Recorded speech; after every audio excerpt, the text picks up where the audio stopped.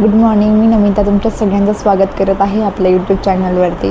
तर आजचा व्हिडिओ मी स्पेशल म्हणजे असं स्पेशल व्हिडिओ नाही आहे, पण जस्ट एक सांगते मी तुम्हाला की माझा 7 मंथ स्टार्ट झालेला आहे. 7 मंथ मोस्ट ऑफ 1 दिवस झाला मला स्टार्ट होऊन.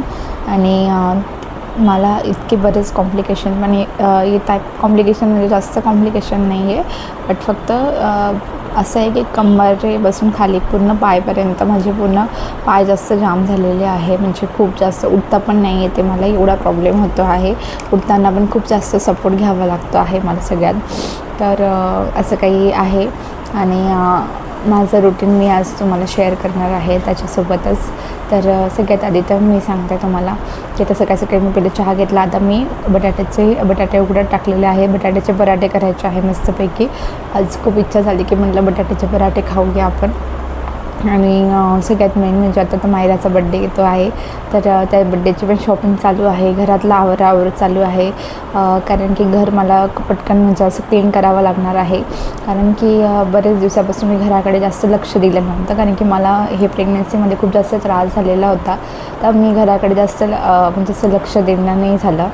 जेवढं आहे तेवढे कामं मी करून घ्यायचे आणि त्याच्यानंतर मला काहीच व्हायचं नाही. तर आता तर असं नाही, आता मला तिचा बड्डे आम्हाला घरात करायचा आहे. तर मग आम्हाला सगळं काही आवरायचं आहे. म्हणजे माझं मोस्ट ऑफ किचन तर आवरून झालेलं आहे. किचनचं स्टाईल वगैरे तर मी धुतलेलं आहे, पण आता बाकीचं आवरायचं आहे मला.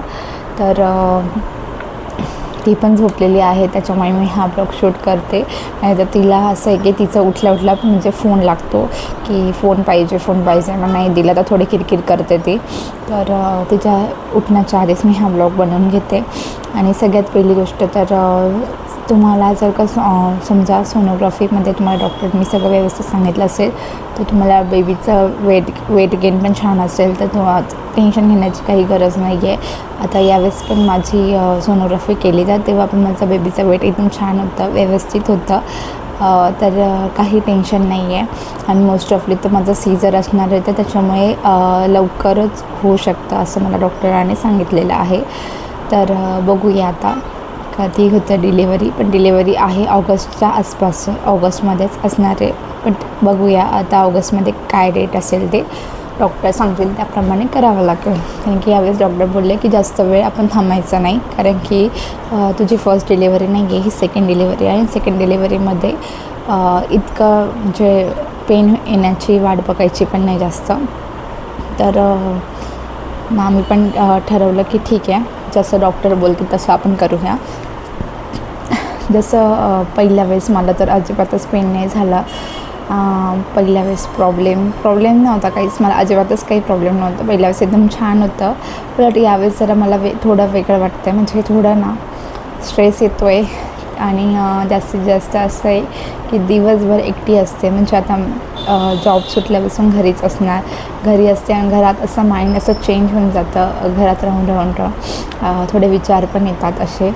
सगळ्यात मेन तर हे की नेक्स्ट म्हणजे आता बेबी झाल्यानंतरून मायराचं कसं असेल, म्हणजे ती राहील का नाही राहणार कुठे. कारण की आता तिचं असं होऊन गेलेलं आहे ना, ती कुठेच राहत नाही. आणि राहिली तरी थोड्या वेळासाठी राहील, पण तिला परत मम्मी पप्पा लागतातच, तिचं असं आहे. आणि माझ्या मम्मीकडे किंवा माझ्या सासूकडे दोघींकडे तिला राहायचं. म्हणजे जेव्हा पण आम्ही तिला घेऊन जातो ना, तर तिचं एक फिक्स म्हणजे तिला असं लक्षात आहे तिचं की आता हा रस्ता आपल्याला इकडे नेणार आहे. म्हणजे हा रस्ता माझ्या मम्मीकडे किंवा माझ्या सासूकडे, तर ती तिथूनच रस्ता येण्याचं म्हणजे तिथून अलीकडेच बोलते की मला जायचं नाही अजिबात. ती तिथेच रडायला लागते. म्हणजे तिला असं वाटतं की आता हे मला सोडून चालले आणि मला इथे अजिबात जायचं नाही.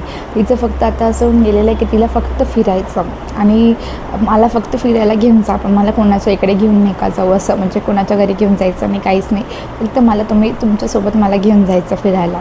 आणि सकाळी तिचे पप्पा निघाले का तिचं पण असं असतं की मला पण घेऊन चला. तर ती पण लगेच रेडी राहते की ड्रेस घालून एकदम रेडी राहून लगेच मला बोलते की मला पण जायचं असं. तर तिचं ते असतं सकाळी उठल्यावरती. पण आता ती झोपली आहे आणि तिचे पप्पा पण नाही आहे, त्याच्यामुळे एवढं असं टेन्शन नाही राहणार तिचं. बाकी तर दिवसभर मस्ती मॅडमची चालूच असते. आता ती पण 2 वर्षाची होईल पुढच्या मंथमध्ये.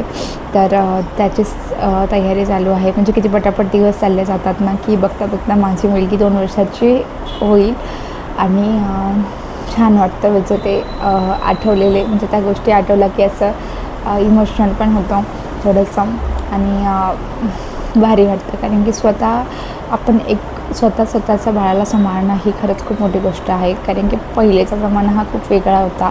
पहिले जॉईंट फॅमिली होती. जॉईंट फॅमिलीमध्ये मोस्ट ऑफ सगळे एकत्र कुटुंब असल्यामुळे ना तर तेव्हा जड नव्हतं जात बेबी सांभाळणं म्हणजे बाळ सांभाळणे जड नव्हतं जात. तेव्हा एक काय 2 काय 4 काय त्यांना एवढं काही टेन्शन नव्हतं. मग आता हे एक मूल सांभाळणं पण खूप अवघड जातं आणि ते आत्ताच्या स्पेशली लेडीजसाठी की त्यांना आपलं करिअर करायचं असतं किंवा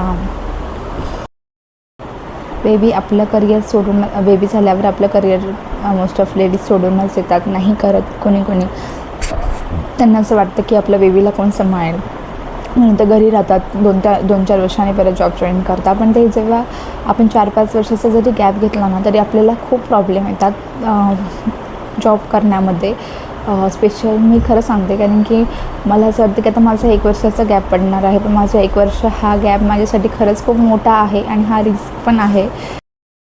तर बघू आता काय होईल. आय होप आता फक्त 3 महिने राहिलेले आहे तर देवाच्या कृपेने ते सुखरूप जायला पाहिजे आणि बघूया कसं जाता कसं नाही. टेन्शन आहे, स्ट्रेस पण आहे, बट हॅप्पी राहील मी आणि डेफिनेटली माझ्या बेबीसोबत पण मी हॅप्पी राहणारच आहे. जेवढं मी मायराला जपलं ना एकटीने सांभाळलं ना तेवढंच मी त्या बेबीला पण छान पद्धतीने सांभाळेलच. ऑब्वियसली ते माझंच बाळ आहे त्याच्यामुळे पण मला आत्ता 2 बाळ सांभाळायचं आहे. म्हणजे ती पण खूप लहानच आहे, ती पण माझं छोटं बाळच आहे अजून. ती काही इतकी मोठी झालेली नाही की मी तिच्यावरती सगळ्या गोष्टी समजदारपणाने तिला सांगेल किंवा ती समजदारपणा दाखवेल. अजून नाही, ती खूप छोटी आहे त्याच्यामुळे तिला पण मी इतकं जास्त काही बोलू शकत नाही. असं आहे की ना आता बेबी येईल तर बेबी आल्यानंतर तीच कुठे जाणार नाही. म्हणजे मला असं वाटायचं की मी तिला दिवसभर सोडेल किंवा दिवसभर याच्यात म्हणजे आईकडे किंवा माझ्या सासूकडे दोघींपैकी मी कोणाकडे पण तिला दिवसभर सोडेल असं. पण मला नाही वाटत हे पॉसिबल होईल असं. कारण की बाळ आलं ना तीच कुठे जाणार नाही. कारण की तिला मी एवढं बघितलं की ती छोट्या बाळांना तिच्यापेक्षा लहान बेबी असतात ना 1 वर्षाचे 1.5 वर्षाचे किंवा 8-9 महिन्याचे असे बाळं असतात त्यांना ती खूप जास्त जीव लावते, खूप म्हणजे खूप. तर मला नाही वाटत की असं काही जाईल ती आणि मलाही नाही वाटलं पाहिजे की तिने तिकडे गेलीच पाहिजे दिवसभर. कारण की तिला पण टाईम भेटला पाहिजे बाळासोबत, मला पण तिच्यासोबत टाईम स्पेंड केला पाहिजे. तर बघू आता कसं होतं ते. आणि तुम्हाला कंटिन्यू करा माझी प्रेग्नन्सी जर्नी बघायची असेल तर मग कंटिन्यू मला फॉलो करा, सबस्क्राईब करा, लाईक करा, शेअर करा. माझं चॅनल आवडलं असेल तर भेटूया आपण नेक्स्ट व्लॉगमध्ये. हा व्हिडिओ मी इथे सेंड करते. बाय.